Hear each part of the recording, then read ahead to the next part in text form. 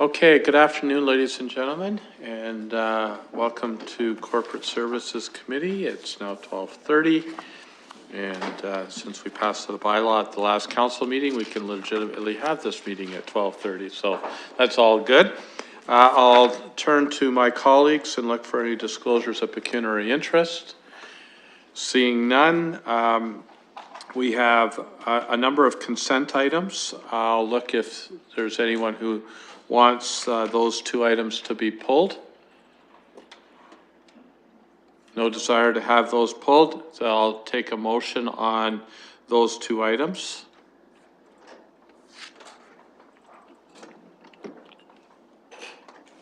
Councillor Helmer.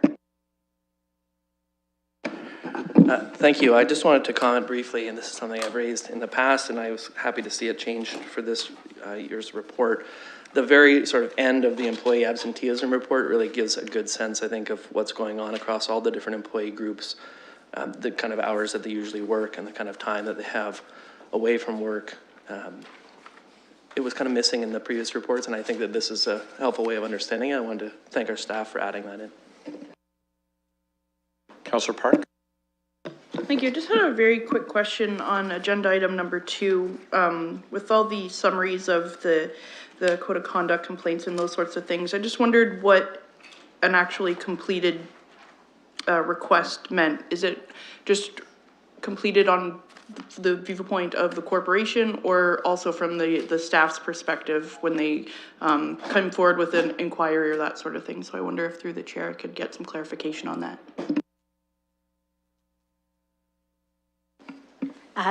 So through the chair, our completed indicates just that we have responded to the requester's inquiry or request for information and responded to that, and both parties believe they're satisfied with that.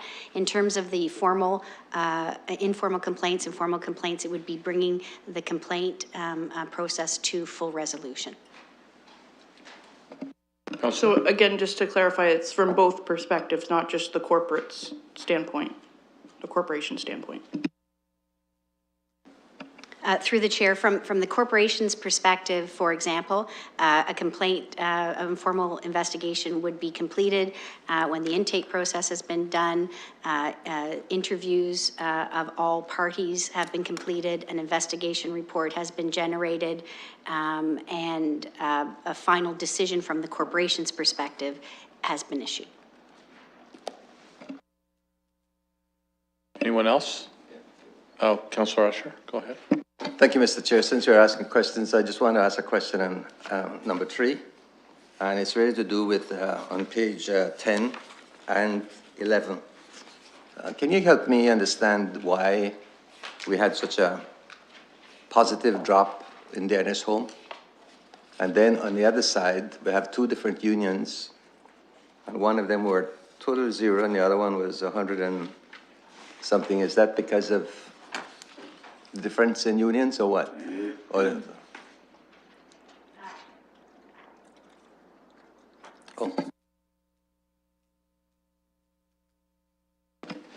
Through the chair, I apologize. I didn't hear the second question, but I did hear the first one, which I will answer, and that is the positive reduction at the Dearness home is an effort as a result of the employees, the managers, and human resources working together on getting people back to work in a quicker fashion. And I apologize. I didn't hear the second question.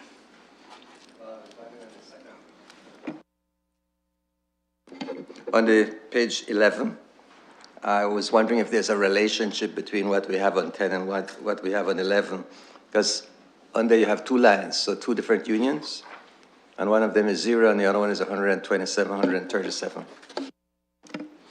Through the chair, the reason for the 0 under Dearness SEIU Local 1 is this is a small group, approximately 10 to 15 employees.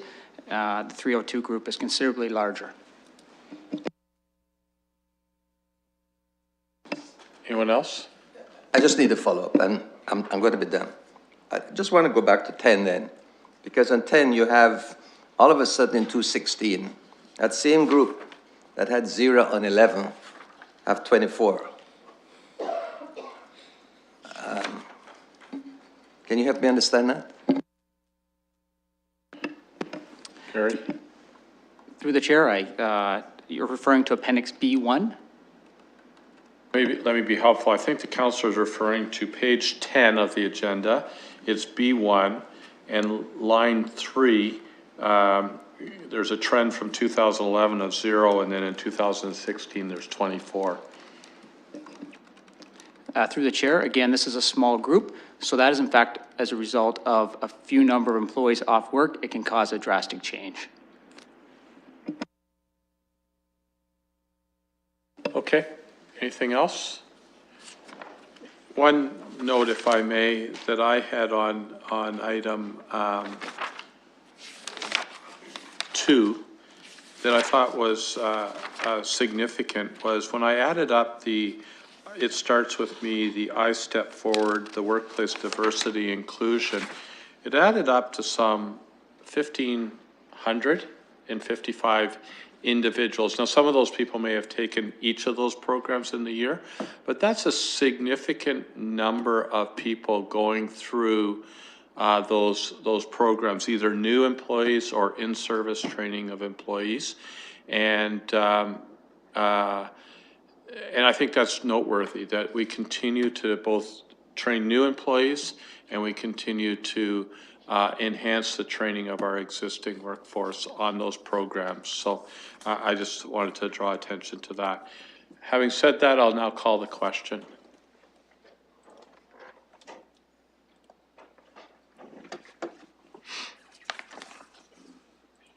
Motion carries 6-0. Okay, folks, turn to the staff report on workplace diversity and inclusion activities.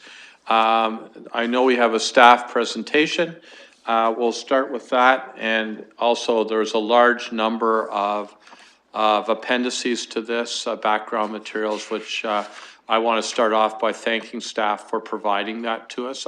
I found it very both interesting and helpful to that. So, folks, why don't you introduce yourselves, and then we'll turn the floor over to you. Do you want to start, Ms. Major? Good. So thank you. And through the chair, the Workplace Diversity and Inclusion Activities Report is a report that we bring to you on an annual basis.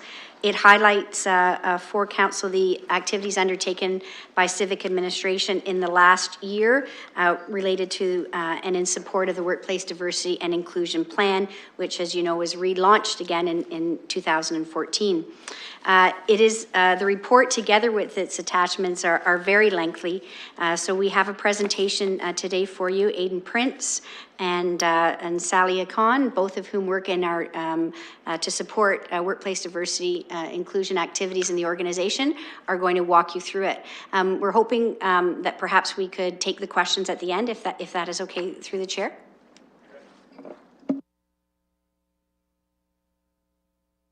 And just going to bring you through a little background first. Our current Workplace Diversity and Inclusion Plan was relaunched in 2014. I'm sorry, is the mic on there? Yes. Okay, we need it to come up closer to you because I can't hear you.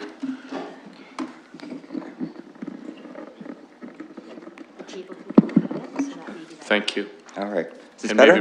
maybe bring the whole table up, although we don't want to hide your colleague there. Okay, that's far enough. We can still see her.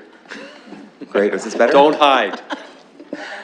Okay, so just a background information that our current Workplace Diversity and Inclusion Plan was relaunched in 2014, and it was developed from best practice research, but also in consultation with our employees, and as well from assistance with from the London Diversity and Race Relations Advisory Committee.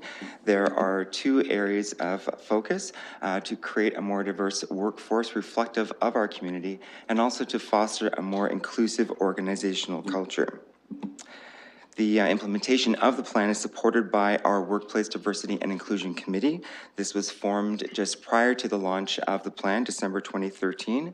We have 12 employee members on the committee. We have at least one person from each of the corporation's service areas. Now, there are some service areas that have multiple locations or quite large numbers of employees, and they may have additional members representing them as well. So Sally is just going to bring us through some highlight of Focus Area 1 activities. So with the Focus Area 1, which is creating a more diverse workforce that is reflective of our community, we continue to share job postings. We did about 13, actually, we did 13 recruitment outreach events to promote employment with the corporation. We've hosted 89 student placements. Our existing paid internship program targets persons with disabilities, new immigrants, and new graduates, and that in itself hosted 6 individuals. This program was actually enhanced in 2017 to include 2 additional one-year paid positions for foreign trained professionals, and we're pleased to report that one will be actually starting Monday on the 15th of May. The corporation once again supported Camp Fit, which encourages young women to consider a career in fire services, led by one of our own firefighters and, of course, many volunteers. Moving forward, we'll just talk very briefly about the workforce census. Now, you do have the report available to you in Appendix B. Conducting one workforce census was part of the plan metrics as part of the 2014 plan itself. What we were hoping to gain out of it was knowing how the diversity of our workforce compares with the community. And also, by better understanding who our employees are, we'll be able to create a more inclusive, a more productive work environment and welcoming work environment for them. So our most recent census was done in 2017 in February, just this year. All employees were invited to be counted. We were very pleased to have over 1,700 employees choose to participate. There was actually an option for them that if they did not choose to participate, they could still even say yes or no to that.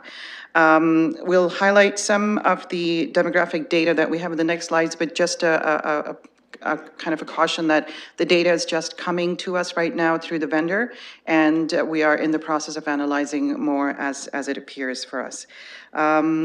You'll see that for some of the data, we do compare our workforce with the community, primarily using the data from 2011 Canada Census. As the 2016 Canada Census data is not yet available, and when it will be, we will definitely update our tables.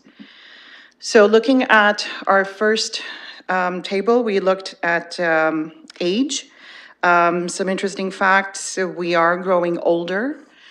Which means that we're looking at possible absenteeism, disabilities, possibilities of injuries, and more requirements for accommodations to come forward for us as well. It also definitely impacts the team dynamics because we have 5 generations working right now, which is absolutely fantastic. So our employees over 70, we had 18 who reported that they were over 70. Our average age, which includes the temps and casuals, is around 41, which I believe we're actually kind of going backwards. With the other one, yes, the next one is the immigration status. And this is a very interesting one for us because this was a question that was asked in 2011 workforce census. We asked it again in 2017, keeping in mind that in 2011, in the workforce census in 2011, we had less than 23% that actually responded to us. Right now, of course, we have 58%, so it will not really be comparing apples to apples, so to speak.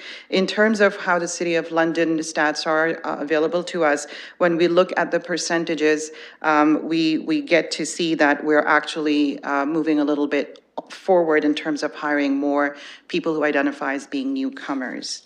In terms of the next slide, we're looking at disability.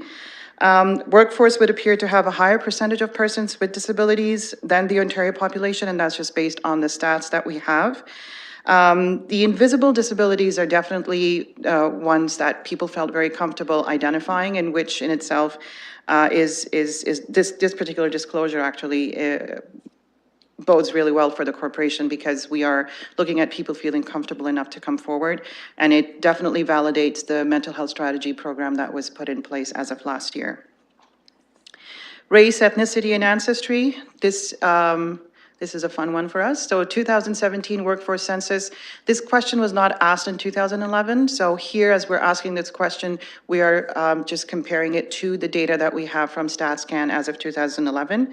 As we look at this, we recognize that City of London population identified as having, for example, 1.9% Indigenous peoples.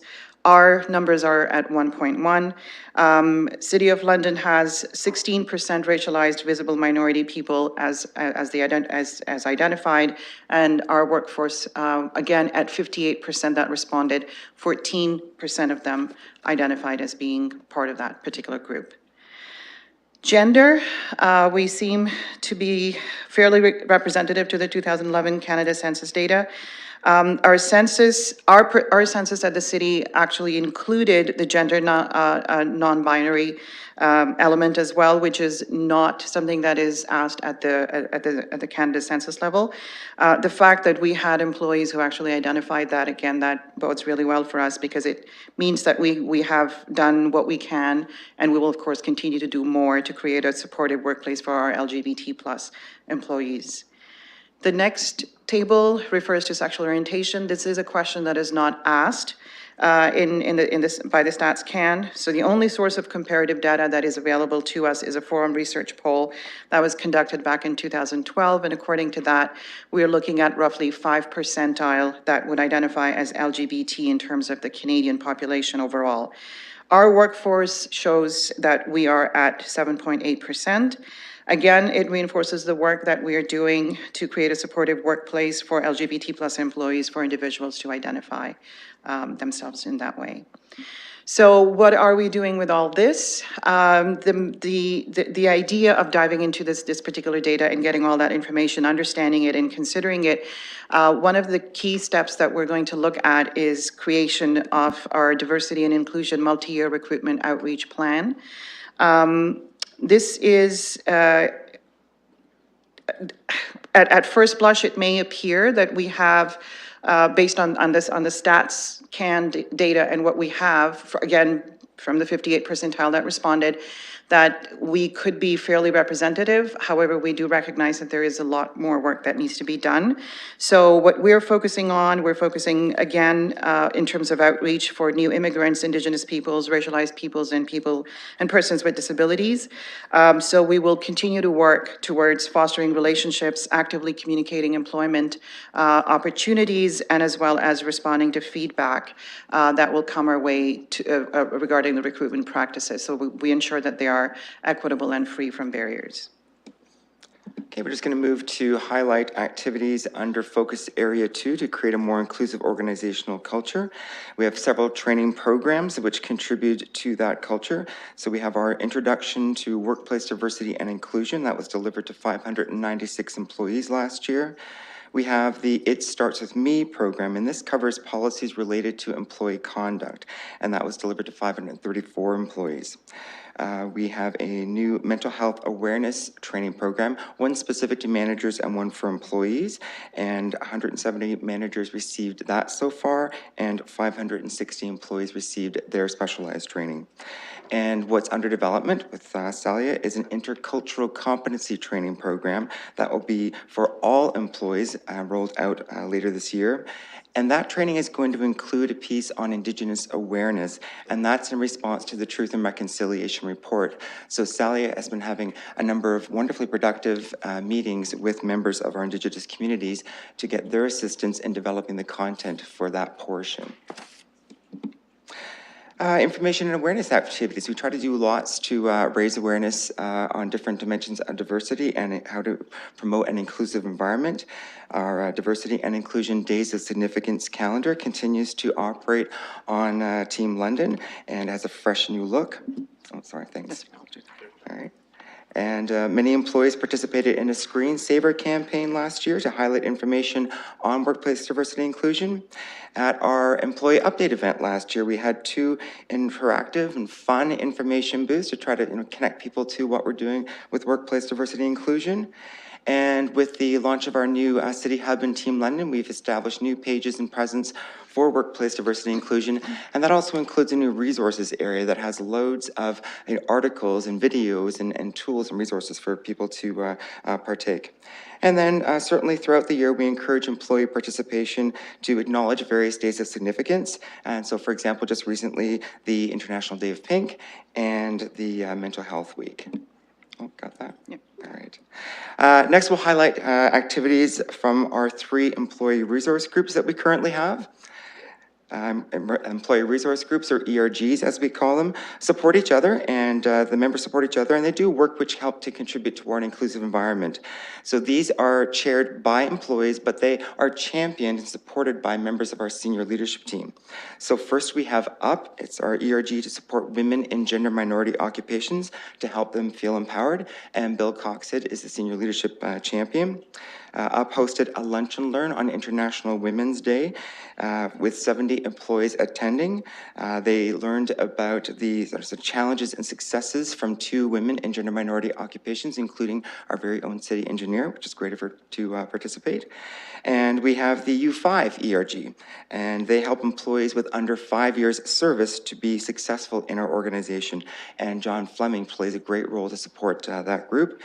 U5 has provided us recommendations to enhance our corporate onboarding process, and they've provided education and career guidance for their members. It's very important to them. And they just recently hosted a networking and feedback meeting, which had 65 employees attend. And lastly, we have the PRISM ERG, which supports our LGBT+ employees to bring their whole selves to work, and it's supported by George Kotsovas. PRISM has completed an LGBT inclusion index, and they annually support our involvement in the London Pride Parade. Mark your calendars for July 30th. And they've also provided advice to our facility staff on washrooms design and signage to make sure they're gender inclusive. And we're working right now on developing a positive space program that will be launched later in the organization to ensure that we demonstrate a safe space for our LGBT+ employees across the corporation.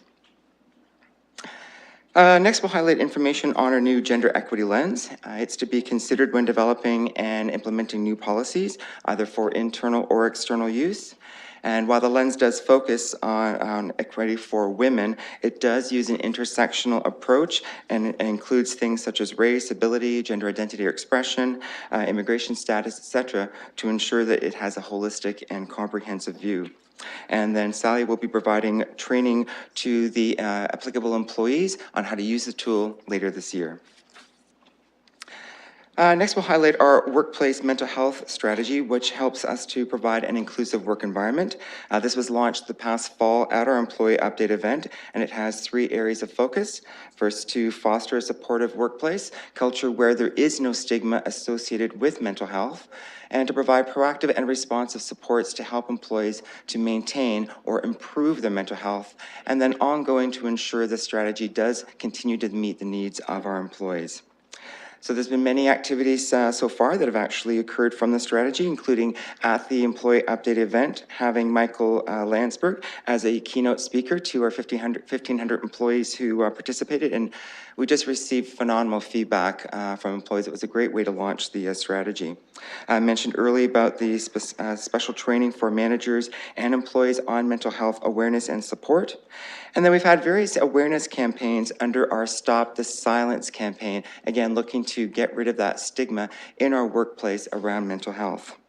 And then again, with the new Team London City Hub that we have, we're able to establish a new presence there for mental health and have lots of information and resources for our employees to be supporting them in their journeys.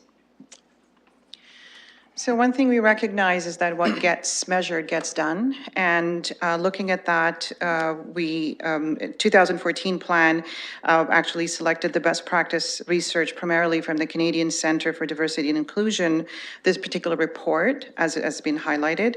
And this, the 7 standards, standard measurements of inclusion as they were seen and identified by that particular report as well included demographic representation of workforce, recruitment, promotion, and turnover, stats, employee engagement scores, diversity-related or inclusiveness questions on employee surveys, the complaint stats, as well as participation numbers in various trainings, and of course, the employee resource groups and the number of people who are participating in that. So looking at that, civic administration tracks each of these identifiers or measurements in one form or another. The information on these is highlighted at the end of your report. What we can promise and perhaps continue to do is we will continue to keep abreast of best practices and seek out additional meaningful ways to measure the impact of this work. One of the examples, we recently participated in the Conference Board of Canada's Diversity and Inclusion Benchmarking Survey, and we look forward to seeing those results.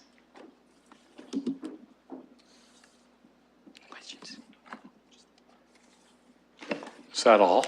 That's it. That's a lot of information in a very short period of time. I'll turn to members of the committee for questions and comments. I'll start with Councillor Park, and then Councillor Usher, and I'll take a list from there.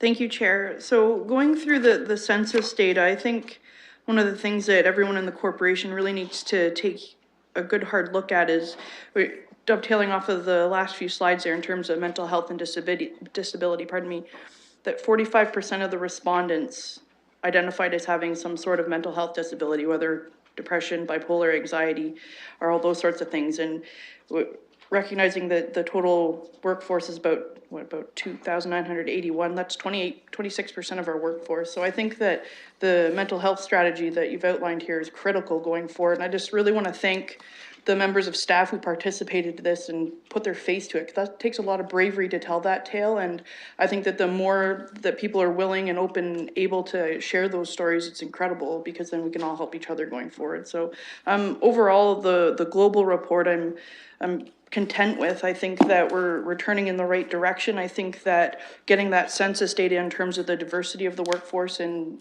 the stark representation next to the community, I think that the City of London's taking bold steps, and we still have more steps to take, but we're on the right path. So thank you. Councillor Usher.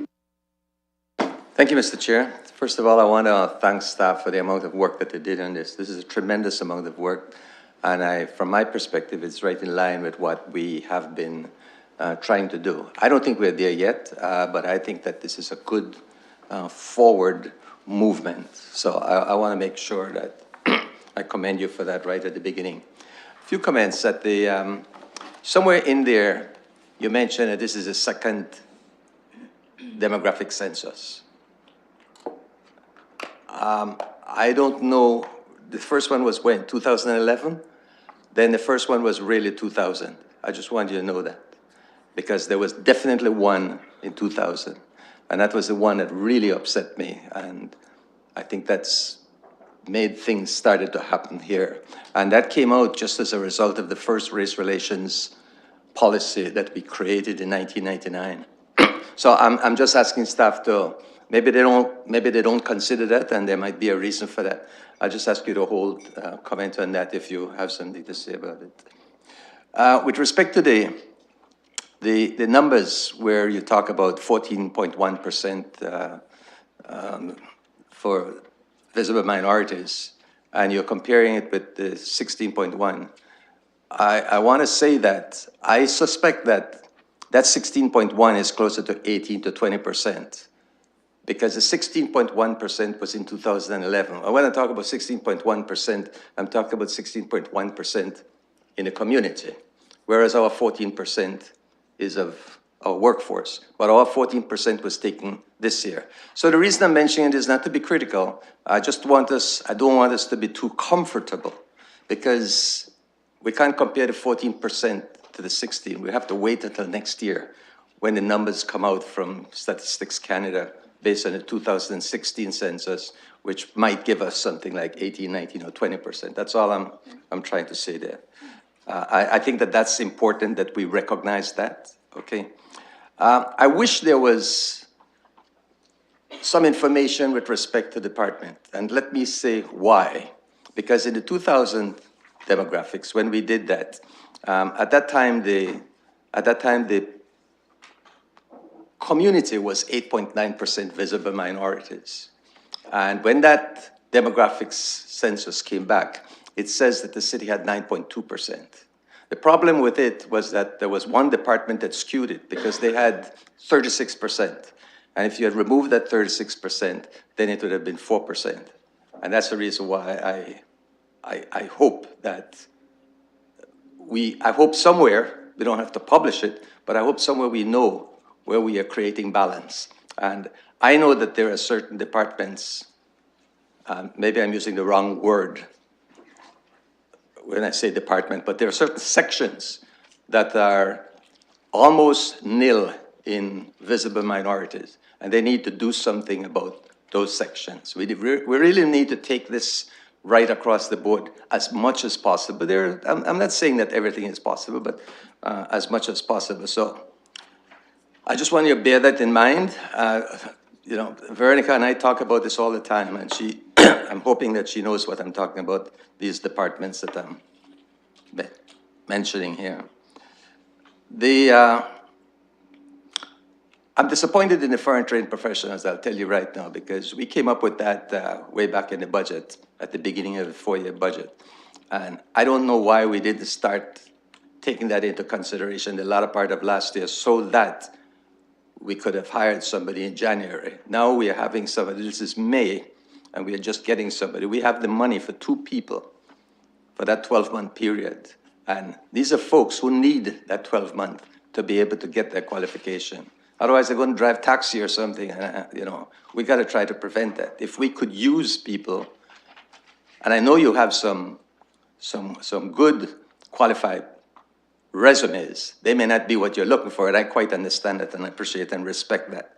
But I just think that we need to be able to be more proactive with filling those positions for the year. Now, I hope that if this is something through you, Mr. Chair, and everything I'm saying it through you, Mr. Chair.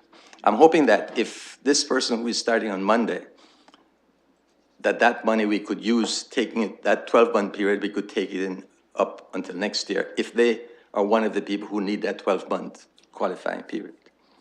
I have a lot of other things that I could say, but I won't say that right now. What I want to say, what I want to ask you, somewhere in this document, I remember reading that you referred to, and maybe I misunderstood at the time because you mentioned the 2017 census a lot, but at one occasion, I thought you mentioned the 2017 census for Statistics Canada. You didn't use those words, but that was the implication. I'll find it and I'll let you know because it should be 2016, because the census, the government census, was 2016, whereas our census was 2017. But again, I say that maybe I misread it, and I'll have to go back.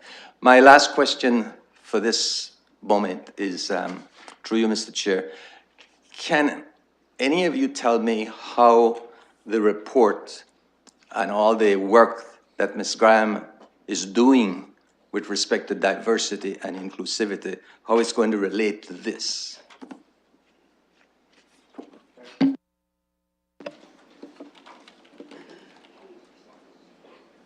So anyone want to, Councillor Smith asked about 5 questions in there. Anyone want to maybe start with the last one and work backwards? Okay, so through the chair, I think I got all of your questions, Councillor, so I'll try to capture them. So you're referring to the work of Ms. Graham in terms of the community diversity inclusion strategy. So Ms. Khan has been working very closely with and on that initiative, and with a focus of ensuring that our workplace diversity inclusion plan aligns ultimately with what comes from the community diversity inclusion strategy. So she'll continue to monitor that work, and as we get to a final a document there, we'll pull that and bring that back into our document and update it to ensure that the 2 initiatives are aligned. Your other questions that I will try to speak to, your comments with respect to the foreign trained professionals are fair. This was our first year launching the program, and we can do a better work next year in communicating the types of individuals that we were targeting in terms of the fact that the program applies to individuals who require the mentorship in order to get their accreditation here in Canada. And there were some some gaps on that. So we can definitely do a better job next year. We have one individual who actually was to start this week, but was delayed and wasn't quite ready, so she'll be starting next week with the corporation. And we are in interviews for the second position. They will get the full 12 months of their internship, and so we'll be able to provide them. So we commit that for the 2018 interns, we will definitely, we've identified what the issues were, and we'll be ready for the next round of recruitments, and we'll likely have people overlapping. So we'll have 4 interns in the organization at that particular time. You also asked or commented about this is the second or third census and what's happening here. So yes, you're correct, Councillor. This is the third census that the organization has undertaken. This is the second census under the Workplace Diversity and Inclusion Plan. So that was a separate initiative outside of this. The Workplace Diversity and Inclusion Plan did not exist at that particular time. We will, and in terms of the statistics, in terms of visible minorities in the community, you're correct. We're working on old data from Stats Canada. We're working with the 2011 data, and as you know, the Stats Can data from the 2016 census is being released in stages in 2017. So we're watching and monitoring closely for that next release. I believe the next release that will include information around race is scheduled for October 2017. So we'll be looking closely to see what that information says, and again, looking at our programs and our stats to see where we need to be. And you're right, we can't be comfortable. This work is continuous work. We need to continually be focusing and responding to what our census is saying and what the community census says. So we'll continue to watch that particular statistic closely. I think I've covered your questions. If I've missed one, I'm happy to speak to that. Councillor, a quick follow-up, and I'd like to go to other members. Okay. I noticed you steered away from my comment with respect to those areas that are still, you don't have to, if you feel uncomfortable to say anything about it right now, but I think you know that there are some. If you want to answer it, just give me a minute, let me finish. I want to be sure that there's absolutely, when we get Ms. Graham report, I don't want us to say, geez, this is so contrasting to the other one. And I don't mean in beauty or anything. I mean in direction or focus. I'm hoping that we're steering both of them to achieve something positive for the organization and for the public. And I want to remind you that one of our resources, you talk about external presentations, and I don't know what page it is, but just before metrics, I don't want you to forget CMARD, because CMARD is one of our resources, and we should utilize it because they're packed with very good information, and they have information internationally, nationally, and locally. So I think we should always recognize that we are a member of CMARD. And for those of you who are wondering, CMARD, if I could remember it, Canadian Coalition for Municipalities Against Racial Discrimination. That's what it stands for. Thank you, Mr. Chair. Thank you. Councillor Helmer. I want to start with the piece around the gender lens, gender equity lens, and how to use it. And I just want to say that's really very well done. And I'm hopeful that lots of people will read it, start to understand it, start applying it across the organization. It's in sort of page 67 to page 98 of the package, and I just would draw everyone's attention to that. I think, that's something we put in the strategic plan for a long time. I've been kind of like looking around saying like, okay, so when are we going to start applying it and starting to see it in action? And I'm glad that it's got to this point. I think it's just really well done.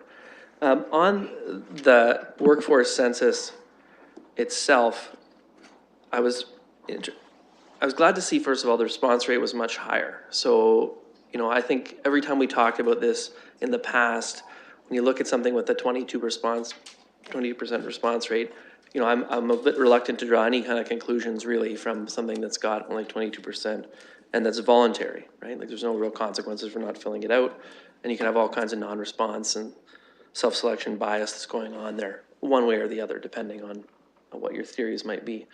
I wonder if we have considered trying to weight the results against some things that we do know about the employees overall. So we can look at perhaps we do have a non-response issue and we have a whole bunch of older white folks who are not participating, and we've got lots of younger racialized people who are participating because they want to tell us about those things, and some people just don't care and they're not interested in responding. We have, for example, length of service and age, which we should know for all the employees, and then we could say, listen, we have non-response from people in the 25-year service category, and we could use that to weight the results so we could get a better understanding of what's going on in terms of diversity across the organization. So I just wonder if we've thought about doing that, because we're starting to get to the point where that's pretty representative, 58%, but you still have the possibility of a big non-response and issues in the data from that. So I wonder if our staff have thought about that. On the matter of weighting, let's remember which weighting that is, right? How you spell the word. So weighting the results, not waiting for your response. So through the chair, I can certainly start off, and I'll refer to Mr. Prince for further details. We are just receiving the information, and so our next period of time is looking at it, analyzing it, and sitting down with our consultant to understand and to ask those questions. Are there ways that we can look at this to have a better understanding of what the information is, and in addition to that, looking at those non-response rates to see if we were asking the question in the wrong way and what we need to do to adjust. We've had some initial discussions, and there was a sense that maybe the way we asked the question was confusing. There's certainly others where people just weren't comfortable to answer those. So that's what the next phase is going to be: understanding the information, slicing it and dicing it, and then coming back with what our plans are going to be, particularly around our multi-year outreach plan. Do you want to add something? Mr. Prince? Yeah, so I can say that we did look at the data we have available in our HRIS, so looking at age and length of service and gender to see was there any great disparity with those numbers, and there was nothing that was really alarming to us. So it really helped to validate that the information we did get through our 58% was reflective. So absolutely we looked at those because we do have that information available to us. Go ahead. Thank you, and I think that's helpful for us to know, and I don't think I saw that in the report, but it might be helpful to actually articulate that in the reports going forward to say, listen, we looked to see if there's anything that shows that, there's big obvious things that might be wrong in terms of the people responding to the survey. Even if there isn't, it's worth mentioning that. And I hope that when we have the 2016 census information come out in October, that shortly after that we update it so that we've got a good comparison across. I am interested to know, and I don't think we actually asked in the survey, so I don't know how it's essentially anonymous survey, so I don't know how we can do it after the fact.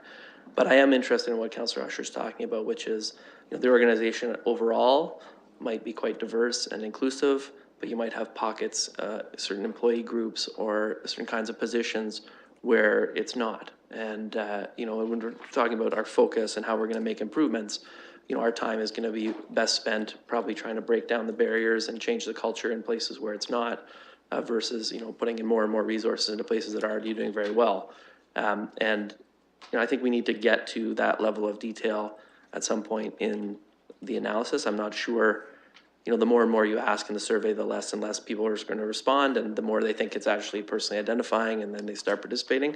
But I do think we need to figure out a way to look at it, because it's something I think that, as Councillor Usher was talking about, there's like sort of anecdote and kind of like theories about how diverse or inclusive certain parts of the organization are, but it's not always obvious just glancing and looking at a list of names or that kind of thing. You can't tell.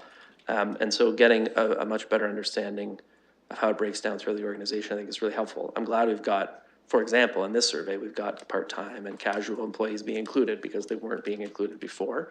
But for all I know, that subgroup could be very diverse. And it could be, the permanent full-time employees, not so much. So I'm hoping we can get those kind of breakdowns, and perhaps when we have the StatsCan update would be a good time to do that, a little bit more analysis on it. Yeah, it's the number of crosstabs you can do. So, Aidan.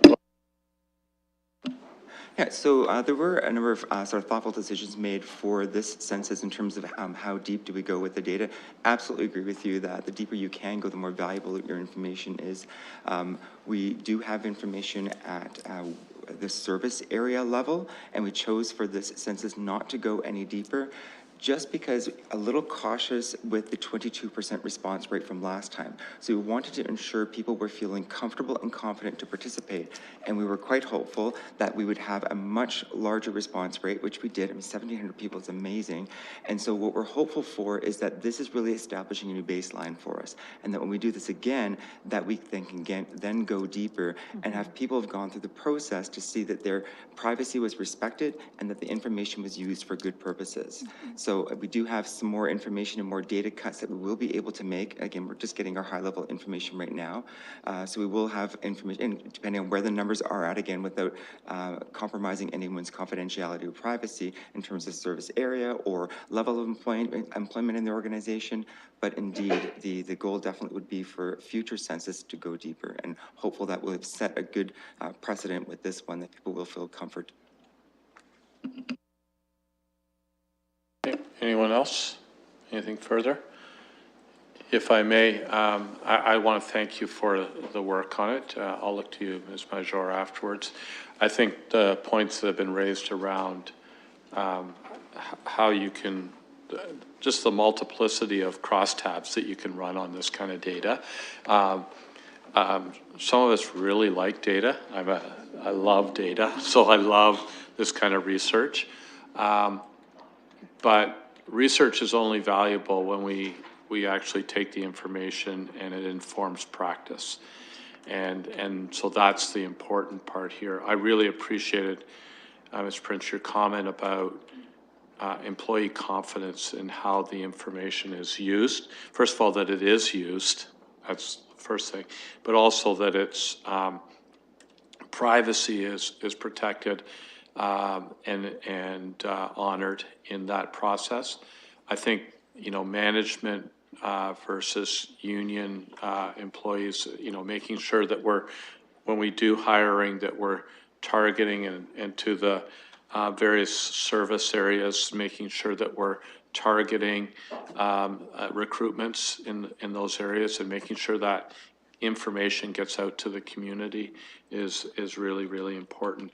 So this is really valuable work. My only question, because most of them have been answered and asked, is are we doing this on a biannual basis? Is that the intent in terms of the? So through the chair, the original plan was to do the census every 5 years. We are ramping that up and we'll be doing it every 2 years now. So, and as Mr. Prince has indicated, we're going to be looking to go deeper and further with our questions, but it was first establishing confidence through our employees in the process and understanding how that information is going to be used. I'd only say one other thing. I mean, I don't find the response rate in the 2011 particularly meaningful. I think I think we need to be really careful about how you use that as a comparator. And to Councillor Usher's point, I don't even think I've ever seen the 2001. So I think really this is sort of the baseline on a go-forward basis, and I think it's a very positive one. I think there's robust results here, both in terms of the breadth of the questions. So I'm going to turn back to Ms. Major. I have one final comment to make, but you wanted to say something. Oh, you're done? Okay. So I wanted to go, by the way, to this gender equity lens and to page 3 of it, because we have probably had close to a graduate thesis worth of words in this one report.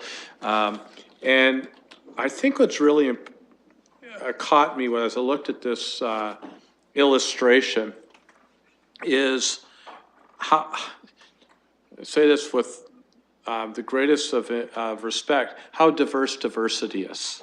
And this really highlights that for me in terms of just how many combinations and permutations across an organization of this size you can get.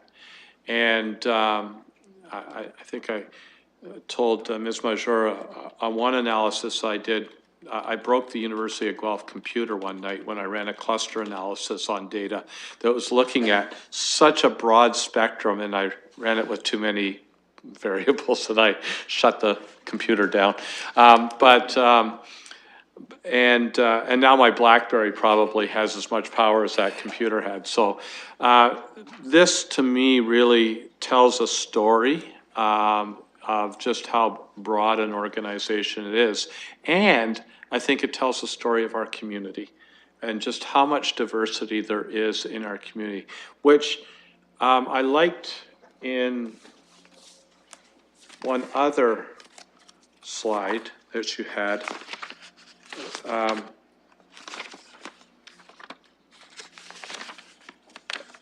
Second last. I like this one, the second last one. I don't know who came up with this, but I'm not different than you. I'm different like you. And I really like that. I think, can I get a t-shirt? But I really like that idea. And I'm different like you. And I think that really spells out the uniqueness of people in our community. So thanks for the great work on this. And I'll look for a motion to receive this report with our thanks, if I could add that.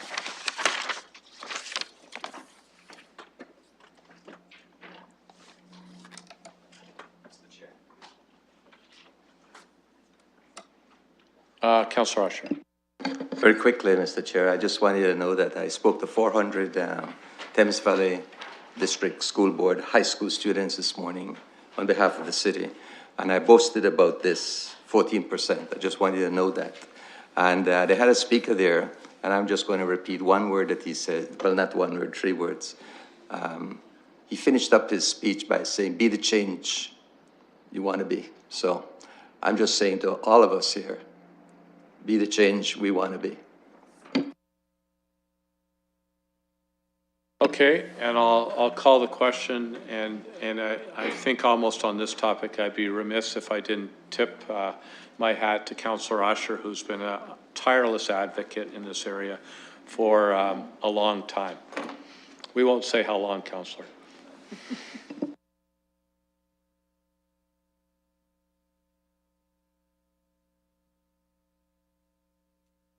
Motion carries 6-0.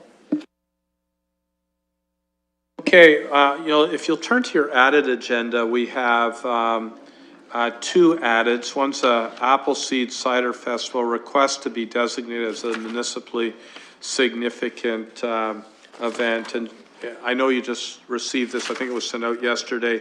They're looking for an event that will be kind of hosted at Hassan Law on Dundas Street, and then we'll have some street closure onto Dundas Street. So I know we've commented on this in the past, but I'll look for a motion on it.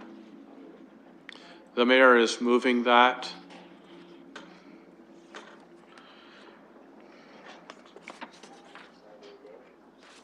And I'll call the question if there's no further discussion.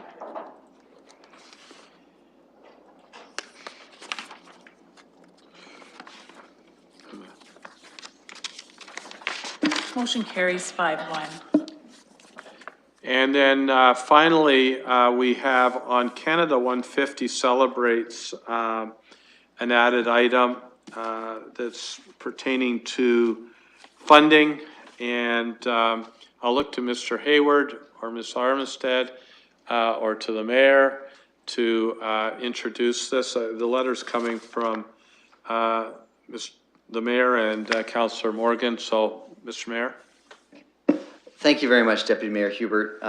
As we know, we are right in the midst of our sesquicentennial, and this is an exciting time for communities right across Canada, right across Ontario, and we have, like every other major municipality, big plans. Unfortunately, we received some difficult news from a funding partner at the federal level when we put our application through for a portion of our big plans. To give you a sense, just in terms of context, I want to just articulate what some other cities are doing. The city of Hamilton, all in from all funding partners, all funding sources, they're spending $750,000. Kingston is spending $971,000. The city of Burlington, almost $600,000. And the city of Windsor, is spending $932,000. And so I want to provide that context because we're talking about planning some pretty big parties here as well. And I want to make sure that, that my colleagues see that, you know, we're well within that ballpark. The plan that we have in place, and there are other plans out there, don't get me wrong, requires about $481,000 all in funding. The applications that we brought forward through this process, one single application with many different community partners working together, was just under half that. It was $243,000 that we were asking for. And we were approved for just $60,000. And of that $60,000, there are significant restrictions placed on that funding.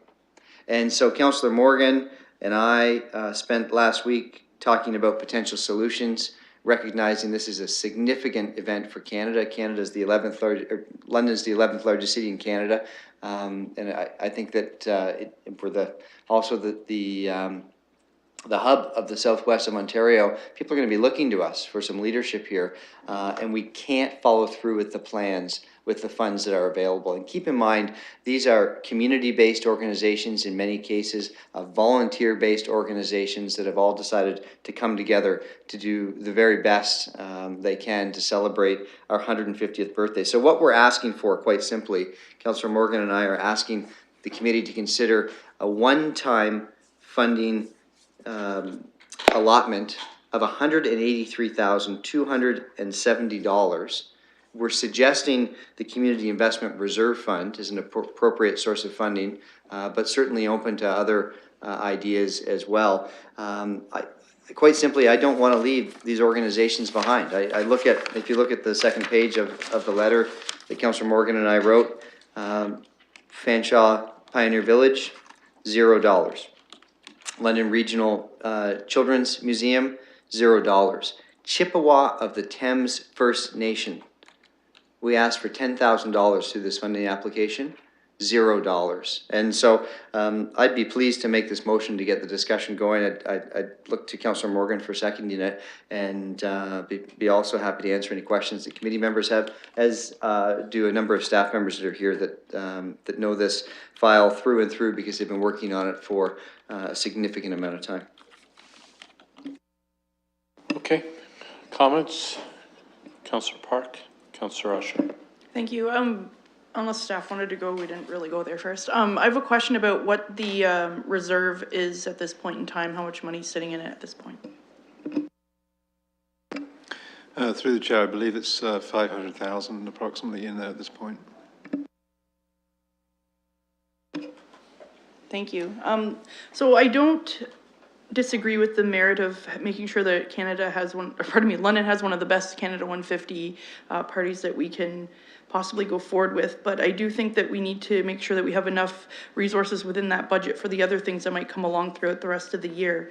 I don't disagree that some of these organizations are very worthy of some funding here, but I'm not quite certain that I'm willing to go forward with the whole 183,000. Like when I look at organizations like the Hyde Park BIA, there's lots of significant businesses out there where corporate donors could come to the table. The same with Tourism London.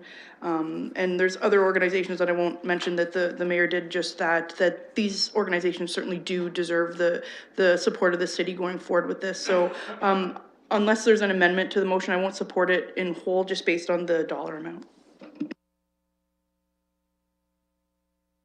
As the mover of the motion, I'd respectfully suggest to you, the chair, and I'd be happy to make the motion worded in such a way that we can deal with those two items separately, if that satisfies the councillor's request. Could you help me understand how you'd like to break them? So essentially what I would do is I'd break the motion into three. I'd use the dollar value equivalent to all organizations that were refused funding, with the exception of Hyde Park Business Improvement Area and Tourism London Ivy Park Festival. And then I'd call Part B, Hyde Park Business Improvement Area, and Part C, Tourism London Ivy Park Festival. I think that would allow the councillor then to vote in favor of the majority of the items here, but then based on the comments that I heard, against those two specific areas. So the B part would be $28,000, those two elements. Is that what you're suggesting? Okay. Did you get that? Councillor Usher, you were next on the speakers list. Thank you. Thank you, Mr. Chair.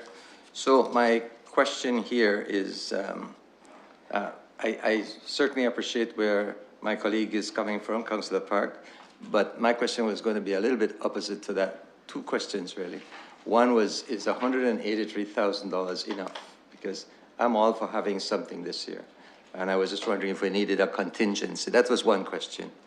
My other question is, and I'm sure this is very easy, I want to be sure that this SEQA Fest, $75,000 is separate and that's happening, right?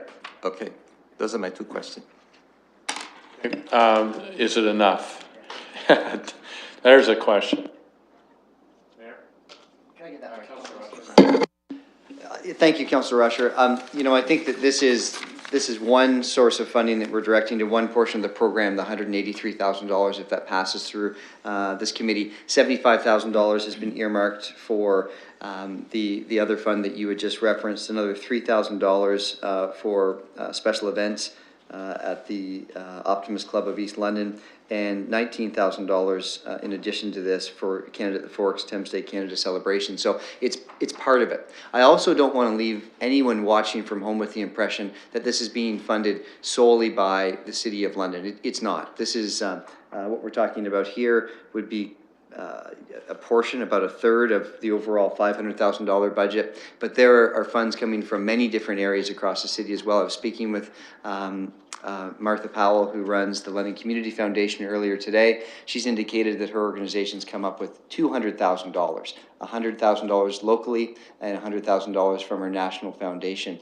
That's also being directed on top of this money. So I'm confident we're going to be able to come through with the kind of celebrations that we want to, but we can't do it with a shortfall like we have before us.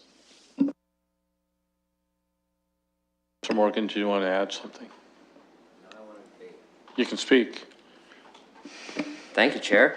I won't repeat anything that's been said. What I will say is I think it's absolutely a very, very bad idea to separate these things out and vote on them separately. The reason why they are all together and the reason why they are all listed and why the mayor and I didn't pick and choose through them was because these were all included in the original granting process. They were all the things that went through the vetting process through the Heritage Council. There were all of the things that were included in the original funding ask. They were all the ideas spread across the city, and they are indeed spread out across the city. I will comment, because I represent the area, on the Hyde Park Business Improvement Area.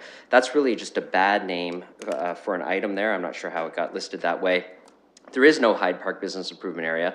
The Hyde Park Business Association took the lead on this, but they are representing multiple community groups in that corner of the city with their ask, including West Park Church, several service clubs, the people who come together to do the Northwest London Celebrates Canada initiative and really ramp that up to the next level. So this is not about just businesses asking for money in the area. It's, quite frankly, there is no funding mechanism, and maybe in the future when there is a BIA, the BIA would be able to step up and put their own money towards something like this. But in this case, this is just an organization that took the lead for a number of community groups.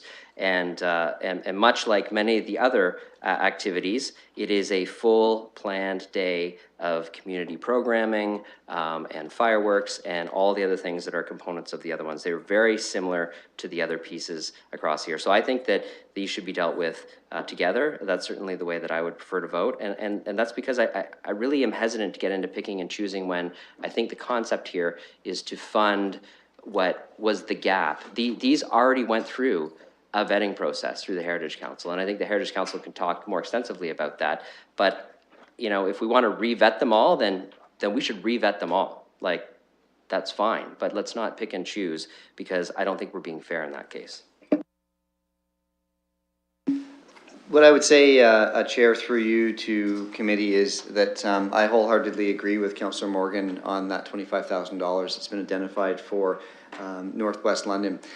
the history of Northwest London Celebrates Canada really is grassroots. We have a church in the area that has come together, that has opened their doors to the entire community. And it's the fastest growing community in all of London, often making their own traditions. So the kind of community partners that are working together on this initiative would be West Park Church, would be the Hyde Park Lions, would be the Norwest Optimists, the people that bring us that Hyde Park Santa Claus Parade, for example, each and every year. And so it perhaps is some unfortunate wording within the application.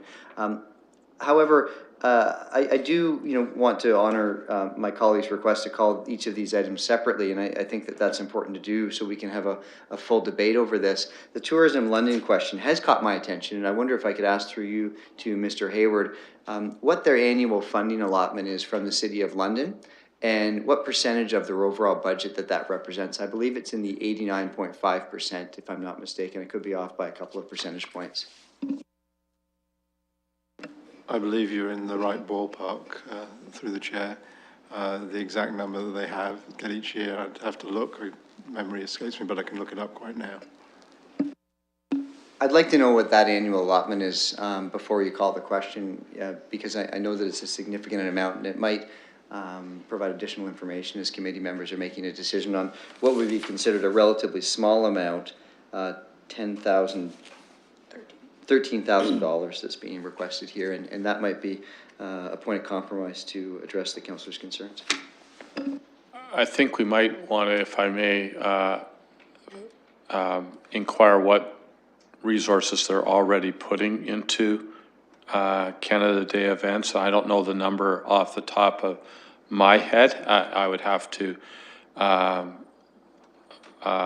consult with Mr. Winston on that, but I think there's a significant amount there. So there's other components to that. Just we might want to get a fuller answer on it. That's all. Councillor Park. Thank you. So it wasn't my intention to really put this debate on the horizontal, but I just wanted to be able to articulate why I don't support these two initiatives going forward. London Northwest is one of the most affluent areas in the city, and they're requesting $25,000 of funding. Whereas if you look to the east, where it's a quite different paradigm, they're asking for $3,000. So I'm not trying to influence anybody else's opinion on this, just articulating my own, and would like to vote as such on my own behalf. And I don't need to hear from anybody else, and if they're trying to sway me, I'm not going to budge. Thank you. Thank you. I wonder if our staff could just remind me, it's been a while since we talked about funding for Canada 150. The original amount of funding that the city decided to put in before we did the $75,000 for Sesquifest. Could you just give me the ballpark on the total initial allocation over multiple years to the Heritage Council and so forth to cover the planning administration? Mr. Haylor or Ms. Hallam, welcome, by the way. Thank you. Through you, Mr. Chair. I'm sorry, I'm still in the... 4 years I've been married. I know. Congratulations, by the way. The London Heritage Council and the Office of Canada 150 London has received to date, the Heritage Council has received $30,000, and that was over 3 years, including this year, for administration to host the Canada 150 London office, and that salary amount, do you know that amount? Sorry, the amount invested for salary? Can I share that? That's a total amount, yeah. Yeah, 40,000, so it's a total of 50,000 each year for 3 years. And then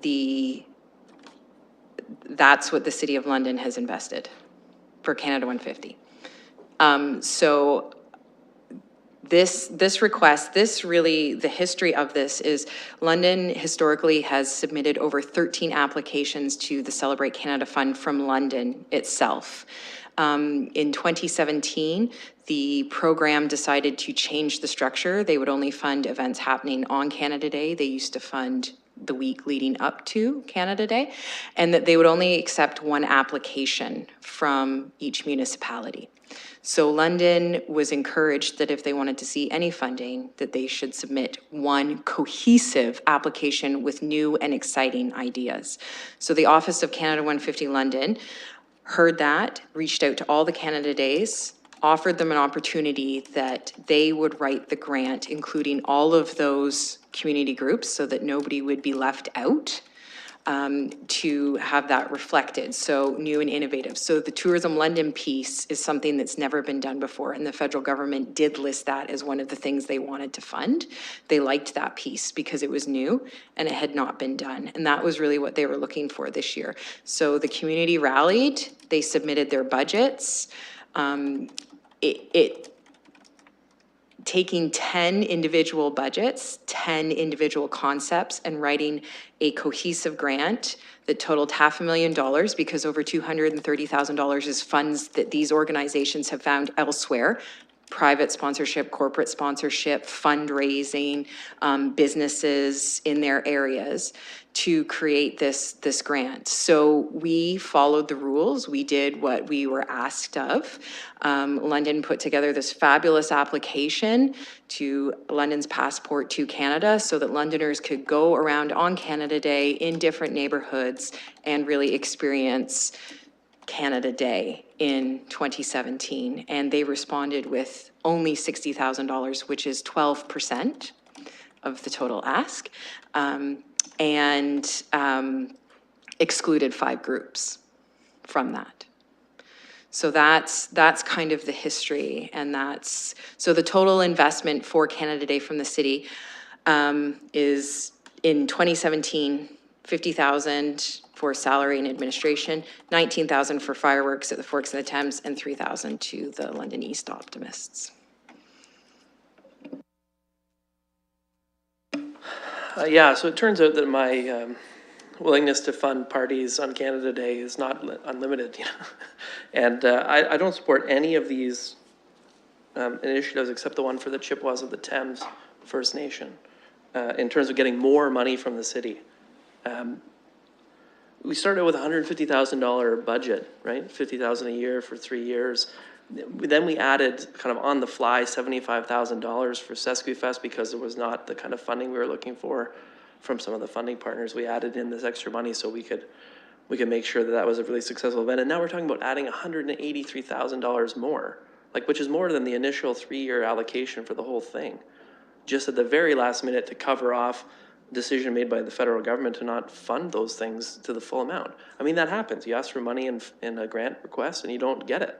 And I think anyone planning an event needs to be planning for, well, we might not get this money. And what's our backup plan?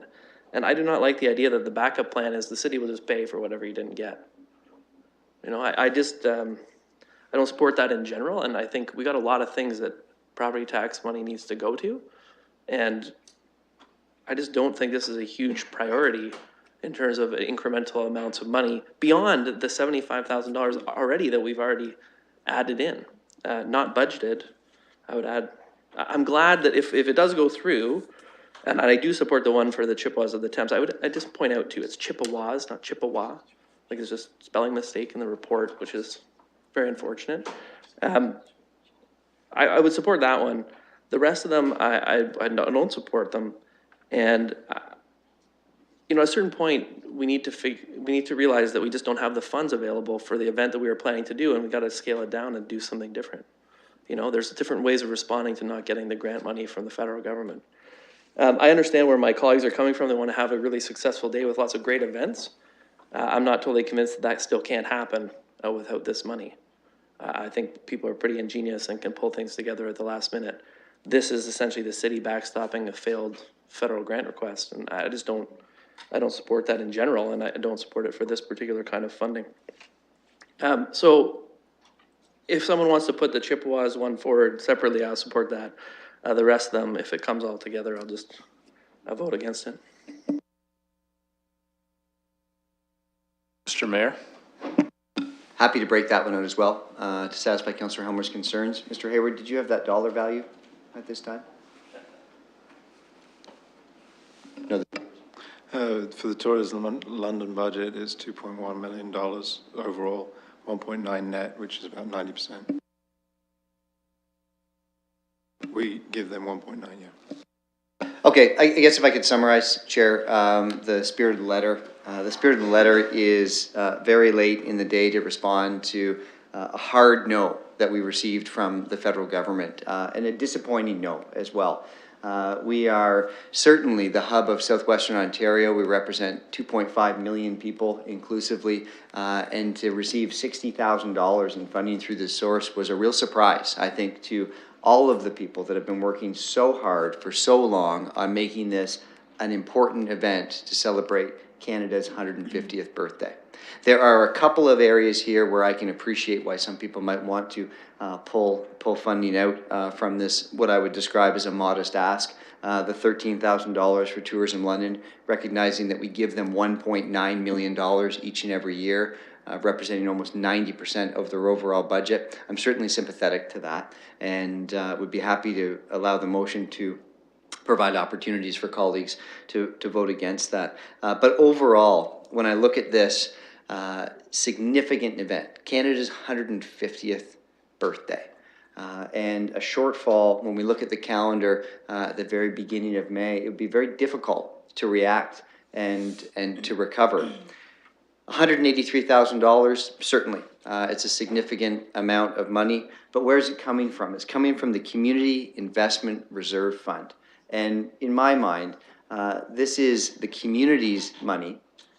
This is funded by way of surplus, and it's a way for us to reinvest back into the community when we have hundreds and hundreds and hundreds, I'm sure thousands of Londoners working hard on a volunteer basis to make Canada Day 150 in London the best event that it possibly can be. It just seems appropriate to use this funding source. That's why I brought the motion forward. That's why I've been working very closely with Councillor Morgan on this, and that's why I'll be supporting the motion today. Also happy to bring the motion forward at Council and break it out in the same way to satisfy members' concerns. Okay, if I may, from the chair, I would like to ask that the Hyde Park Business Improvement Area be, the language of that be somehow amended to represent the Hyde Park community and go for it, because there is no business improvement, they have no funding. The other thing is before council, Mr. Hayward, could we be in touch with Tourism London to find out what of their monies they're already investing in this event? And I know that they've also invested heavily in the air show and you know, stimulating those sorts of activities. My only question with this actually was the source of funding.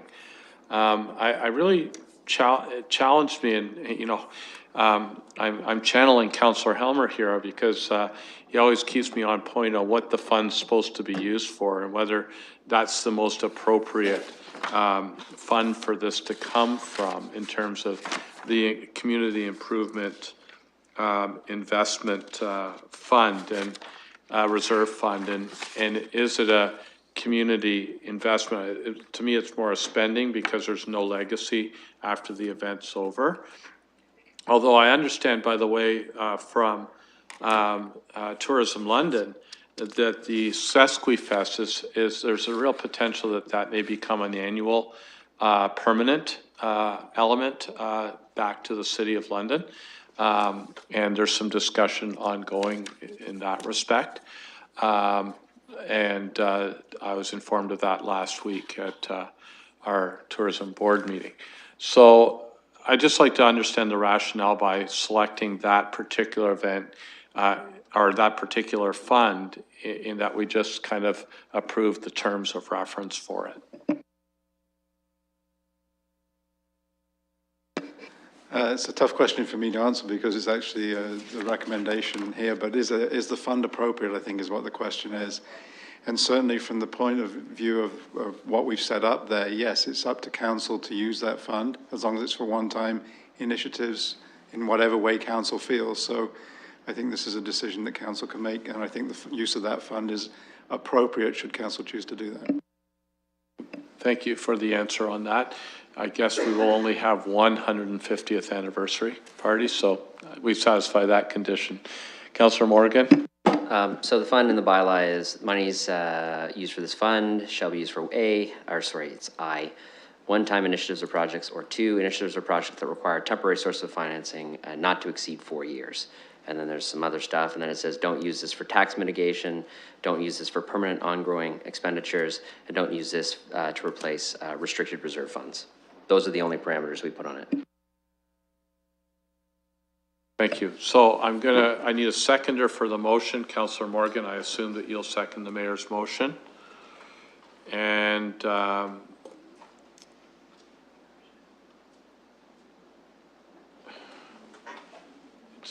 mine's showing it all lumped together.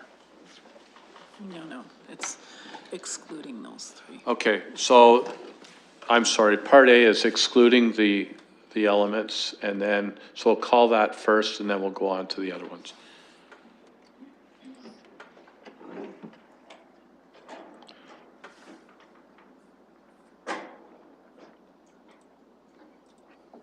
Motion carries 5-1.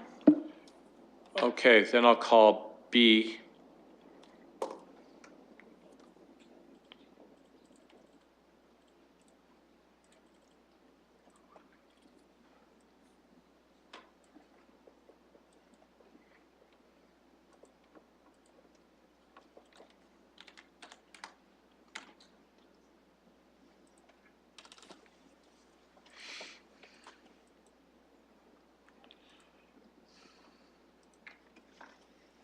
So this is the funding shortfall for the Hyde Park community.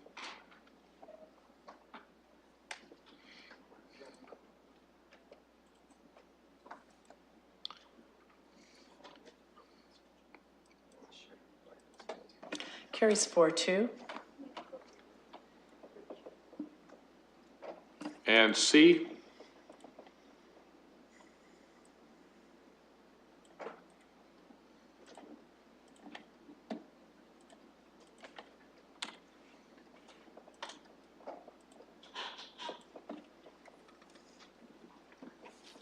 This is the 13,000 for Tourism London.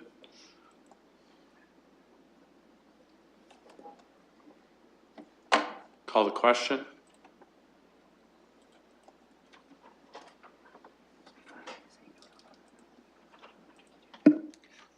Loses on a tie vote. And D, which is Chippewa and Thames.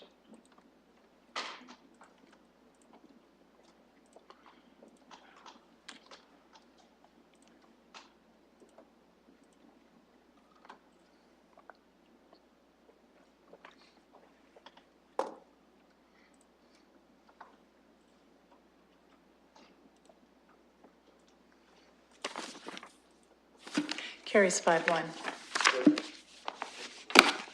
Okay, folks, we're completed that item. Is there any further business to be attended to? No additional business. I'll call for a motion for adjournment.